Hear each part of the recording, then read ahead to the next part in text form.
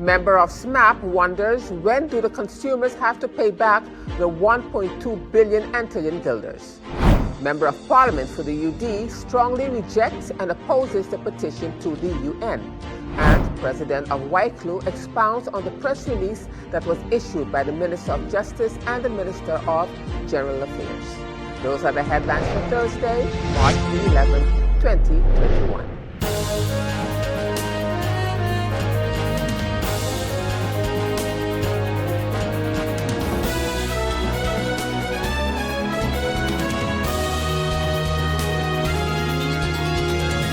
Good evening, viewers. This is SXM Daily News, and I'm Valerie from Clifton. Thank you so much for tuning in this evening. And as usual, we have a full newscast for you, so let's get started.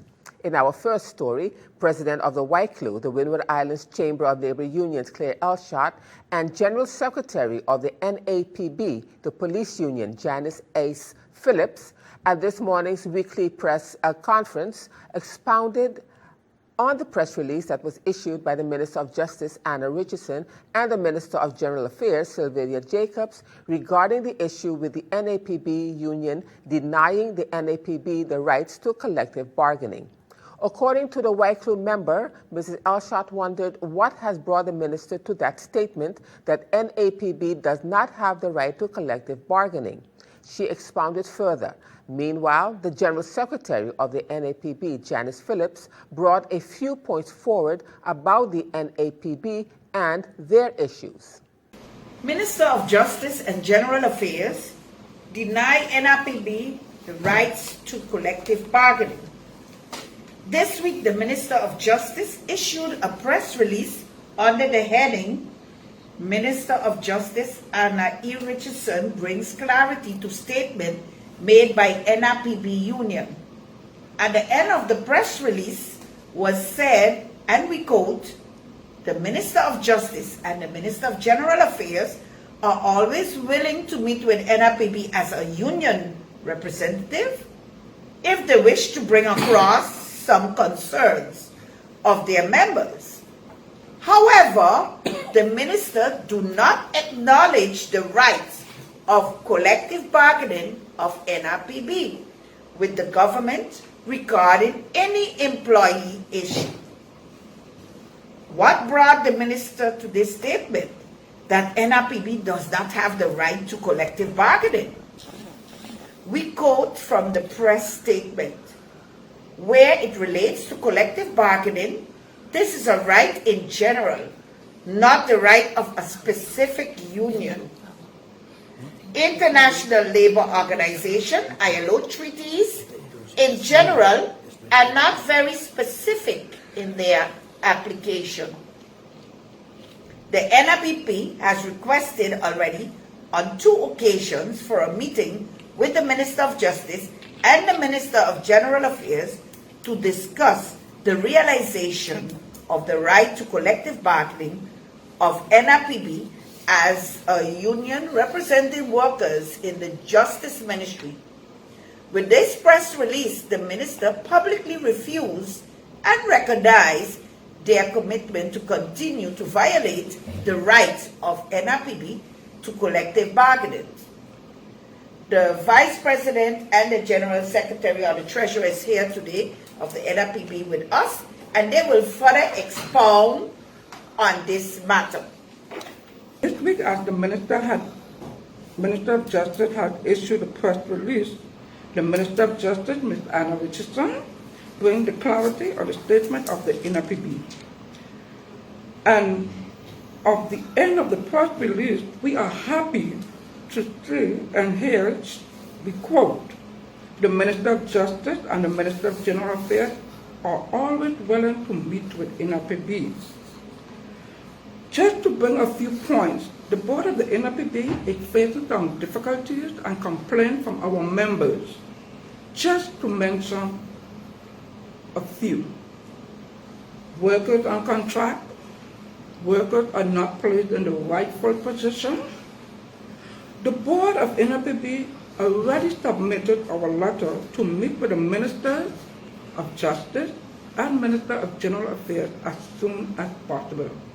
And in other news, the Parliament of St. Martin has submitted a petition to the United Nations requesting that it investigate violations of a UN mandate right to a full measure of self-government for the people of St. Martin, with strong opposition from some members of Parliament. Member of Parliament for the United Democrats, the Honourable Sarah Westcott Williams, has strongly rejected and has opposed the document, indicating that it does not represent the UD faction or her as an MP and a citizen of St. Martin, and noted that the petition puts the country liquidity support in jeopardy. The Member of Parliament held a press conference earlier today and expounded further.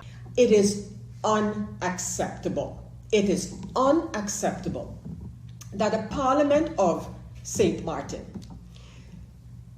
just, I believe it was maybe half an hour before a meeting that was called for the Decolonization Committee of Parliament, that was Wednesday last, received an email informing the members of Parliament of this petition signed on behalf of Parliament and the people and the citizens of St. Martin, not on behalf of Parliament representing the citizens, on behalf of the Parliament and citizens of St. Martin. The petitioners are the Parliament and the citizens of St. Martin. I reacted to in my first reaction to this matter, I was quite upset. I was quite upset that something like this, that there are members in Parliament, the coalition, members of the coalition who really believe that a stunt like this could go down without any reaction. So we had this committee meeting on Wednesday. Firstly, the committee meeting was decided it will be closed doors. It will be closed doors, and when I questioned that, like I always do when I am not in agreement, the response was that the Committee for Constitutional Affairs and Decolonization of the Parliament of St. Martin will be discussing its working method. However, for the committee meeting, 2 documents were put with the convocation. Documents, in my opinion, again, irrelevant for the committee. Nevertheless, that's a choice of the chairperson of the committee, and I voiced my opinion, and that was it. About a half an hour before the meeting got started, we received in our inbox this petition. A petition presented to the Special Rapporteur on contemporary forms of racism, racial discrimination, xenophobia, and related intolerance. That's one part of the presentation. And 2, the working group of experts on people of African descent. On behalf, and this presentation, this petition is made on behalf of the Parliament and citizens of St. Martin and filed on March 9th, 2021. Now let me say something and then I'll get back to this petition. The member or members of Parliament who vetted this document, I hope St. Martin Parliament vetted this document. And those persons who did must be held responsible for this document. Now, why do I say this? And I'm not going to dissect the document today. Early next week, in a setting like a roundtable conference, like we used to call it, like the United Democratic Party used to call it, leading up to the election, in that kind of a setting, I'll sit down and go through this document. Why? In this document, there are some gross inaccuracies. We are referred to, in some instances, as citizens of the Dutch government. We're not citizens of the Dutch government. In other instances, more is highlighted about the best islands of Bonaire, St. Eustatius, and Saba than of St. Martin.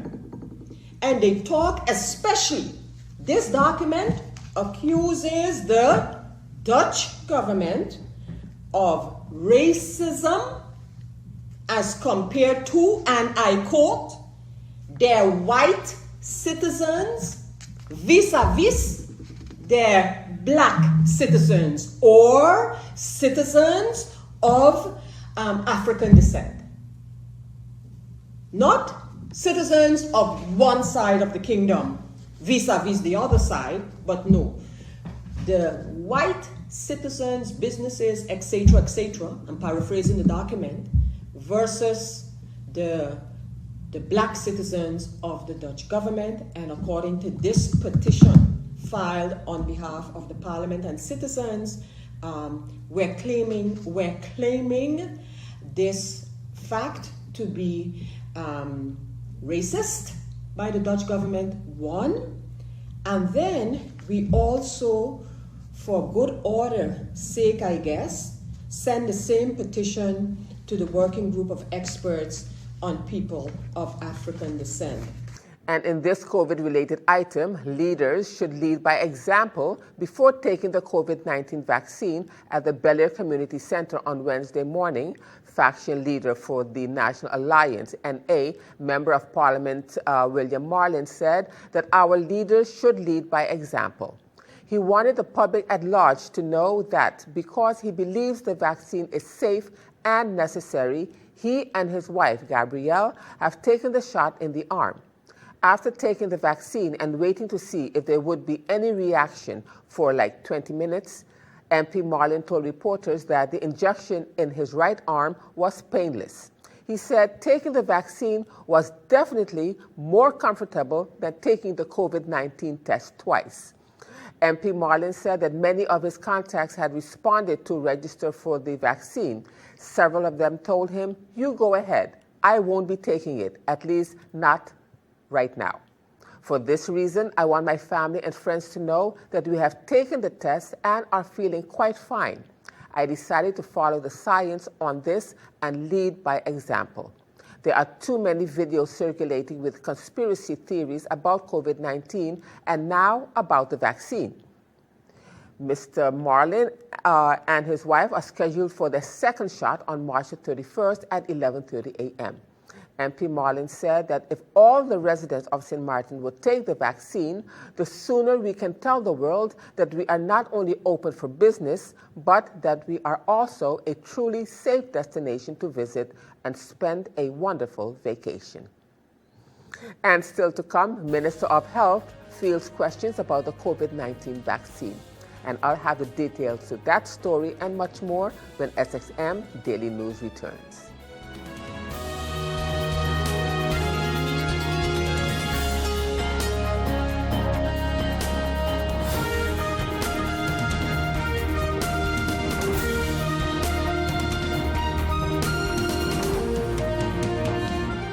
Hi, I'm Switch. And I'm Save. And together we're here to tell you about WIB, Switch, and Save mortgage offer. Now at WIB, you can save and benefit from great specials when you decide to bring your mortgage to WIB. When you switch, WIB will offer you payment of penalty fees up to 3 months interest, payment of notary fees, waive of bank closing fees, and also the lowest interest rate. Plus, you'll have the chance to win back 1 year of interest payment. Visit any of WIB's mortgage specialists and benefit from WIB's Switch and Hey, that's my part.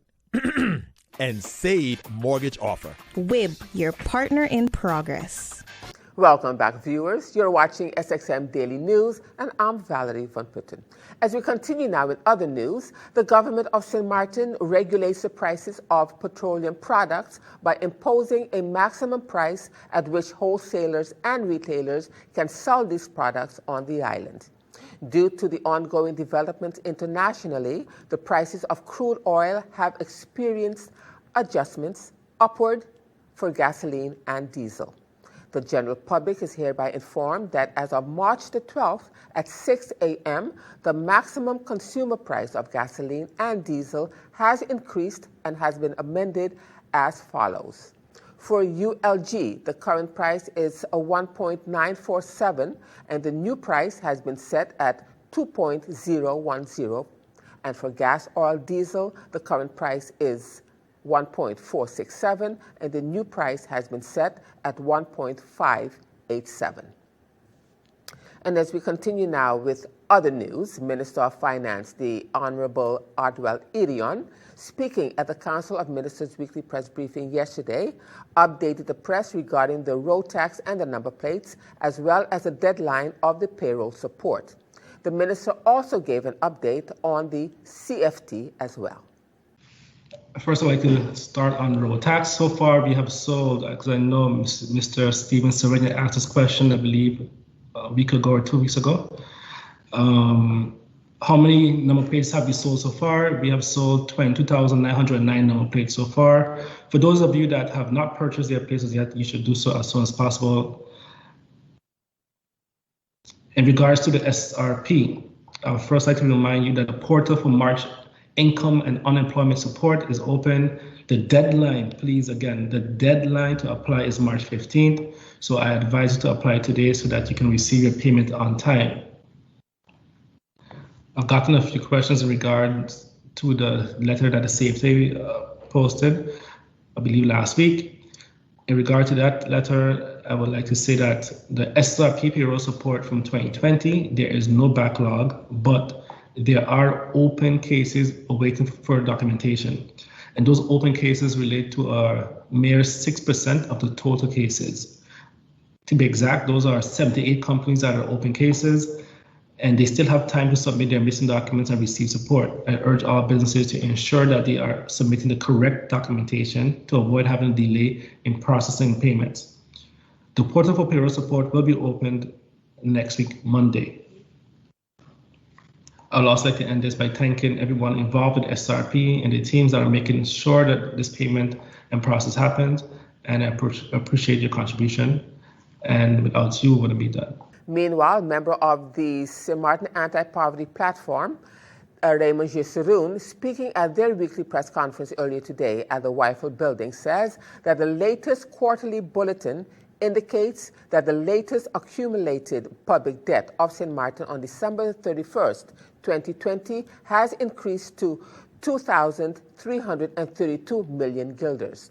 Mr. Jesseroun wonders, when do the consumers have to pay this huge accumulated debt of 1.2 billion Antillean guilders, with 94% of the households on St. Martin having a hard time to survive? And he expounded further. The CFT, the Committee for Financial Supervision, in its latest quarterly bulletin, informed that the accumulated public debt of St. Martin on December the 31st, 2020, has increased to 2,232 million guilders, which is 1.2 billion guilders. And it is now 67% of our gross domestic product. The budget deficit from last year, 2020, was 197 million Antillean guilders, which was 66 million less than the 263 million guilders which was budgeted. The maximum debt allowed by the Kingdom government for St. Martin is 186 million guilders.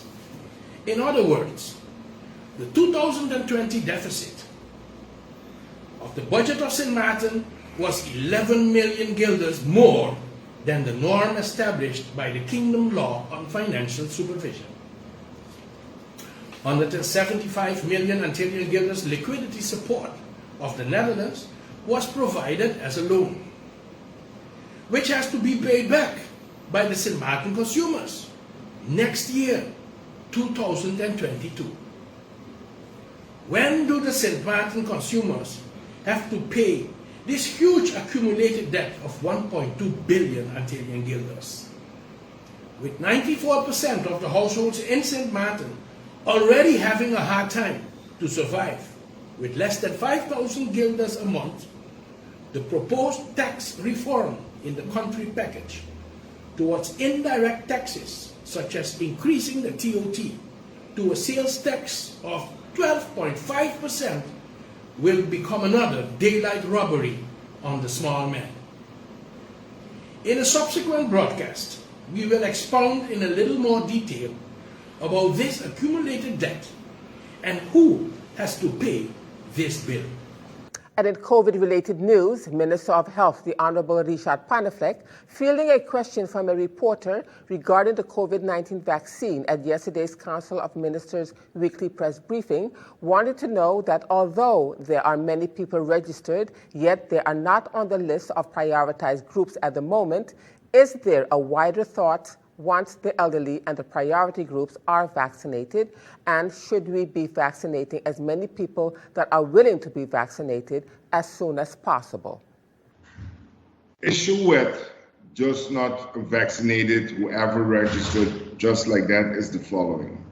There was an agreement that the Pfizer vaccine, seeing that it have with the experience, both theoretically and out of practice, has shown it's the more effective one for the elderly, in this case 60 plus, and you need to have 2 shots of every vaccine. It's not so that you can get, like I have said before, like the management team have indicated before, that you can get a vaccine from one brand and then the second time from another brand. It have to be from the same brand. That's why, seeing the Pfizer had come for the 60 plus, it was also indicated that the wishes are high for the medical healthcare workers to also be vaccinated, seeing that they are the ones that are in contact with the bigger group of population that might have or are affected by the coronavirus and might develop the COVID disease. And turning now to our local COVID-19 update, as of March the 10th, there was 1 person who tested positive for COVID-19. However, 3 persons have recovered, bringing the total active cases to 16. The total number of confirmed cases is now 2,077. The Collective Prevention Services, CPS, are monitoring 14 people in home isolation, and 2 patients are now hospitalized at the St. Martin Medical Center. The total number of deaths due to COVID-19 remains at 27. The number of people recovered since the first case surfaced on St. Martin has increased to 2,034. 21 people are in quarantine based on contact tracing investigations carried out by CPS. The Ministry of Public Health, Social Development and Labor, VSA, the airport health team, in collaboration with the healthcare laboratory St. Martin, HCLS, have tested 2,552 travelers arriving at the Princess Juliana International Airport, while CPS has tested 21,103 people throughout the community. As the numbers continue to fluctuate, CPS will continue to actively execute its contact tracing measures. CPS has also reported that a total of 7,594 persons who have registered to be vaccinated and 2,828 vaccines have already been administered. 330 vaccines were administered today, and if you haven't done so already, you are encouraged to please register for the vaccine. Also, if you are under 60 years of age, using the online registration link, you can. Minister Panafleck is encouraging everyone to remain alert when in public. He's telling you that for your safety, you are urged to wear a mask when in public, practice 2-meter social distancing, sanitize and wash your hands frequently, and remain cautious of large gatherings.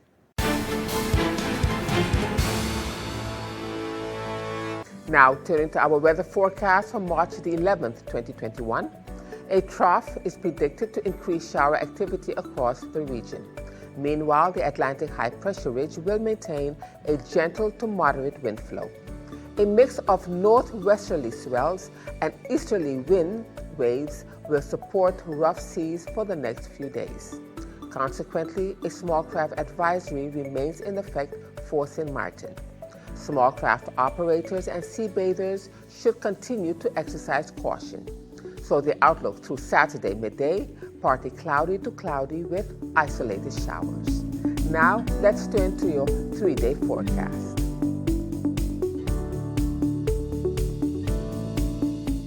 And still to come, UNESCO partners with Funtopia Youth Initiative to stimulate cultural heritage activities in schools. And I'll have the details to that story when SXM Daily News returns.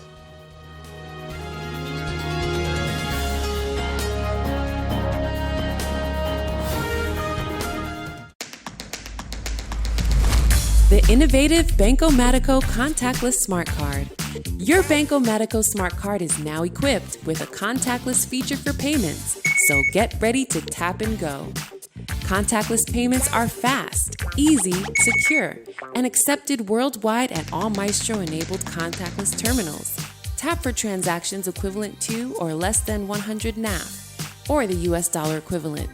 You will receive notifications via email anytime you tap. Tap, tap, and pay fast with WIB. For more information, visit our website at wib-bank.net. Tap and go with your partner in progress. Welcome back, viewers. And as we end this edition of SXM Daily News for this evening, St. Martin National Commission for UNESCO has partnered with the Funtopia Youth Initiative Foundation to launch the pilot after-school program for introducing the art of stilt walking and mokojumbi culture in primary schools as an extracurricular activity. This initiative is a part of UNESCO and the Ministry of Education, Culture, Youth and Sport, the Culture Department, aim to stimulate local institutions to engage in the preservation of the intangible cultural heritage. The attributes of St. Martin, and the program is being held at the Sister Borgia Primary School, where several Catholic schools and Aranya School students come together to participate on Wednesday afternoons. Participating students are between the ages of 6 and 11 years old. In the first week, the students learned what is stilt walking and its African origin and Caribbean adaptation through a video documentary and open discussion. The pilot program will run for a period of 3 months, after which the students who have participated will be able to give a presentation displaying their learned skills for their schools. Funtopia Youth Initiative Foundation aims to be able to have this extracurricular activity integrated in all primary schools with the hope to keep this cultural tradition alive. The St. Martin National Commission for UNESCO is very proud of the work that Ms. Lucinda Ardern has been doing to preserve this aspect of St. Martin's cultural heritage, and therefore their office will continue to support the Funtopia organization in its effort to have this extracurricular activity integrated in all primary schools, ensuring that this aspect of St. Martin's intangible cultural heritage lives on, said Marcella Henry, Secretary General for St. Martin National Commission for UNESCO. The release reads in part. And with that, viewers, it brings us to the end of this edition of SXM Daily News for this evening. I am Valerie Van Putten, thanking you so much for joining me this evening. And just a reminder that this and other programs are available online. Simply log on to stmartinmediacenter.com for viewing. And on behalf of the SXM Daily News team, we thank you so much for watching and plan on meeting you right back here again tomorrow.